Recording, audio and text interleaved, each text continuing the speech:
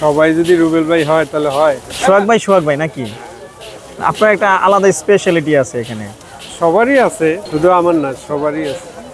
আচ্ছা সোহাগ ভাই, এই যে মুড়ির ভিতরে যে মশলাটা দিলেন, তেল দিলেন, এটা কি পোতাই যাবে না? না, এখানে পানি থাকলে কোথায় যেত? পানি নেই, একদমই পানি নেই।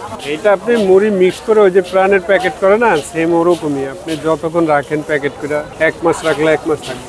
সোহাগ ভাই, আপনার দোকানটা কখন শুরু করেন? আমি ভাই 4টার দিকে আসি আর কি। রাত কটা পর্যন্ত খোলা থাকে? এই আমার মশলা যতক্ষণ থাকে অতক্ষণই, টাইম টেবিল নাই। 8:30টায় যায়, 9টায় যায়। সোহাগ ভাই, হ্যাঁ ভাই। আগে তো আপনার লোকেশন ছিল ওই পাশে, এবার লোকেশনটা কোন জায়গায়? ভাই অনেক লোকেশন নাই, অনেক জেনে রিজিক আছে, হেনি যেতে।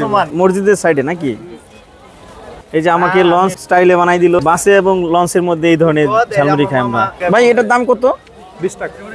এই হলো সোহাগ ভাই 20 টাকা ঝালমুড়ি।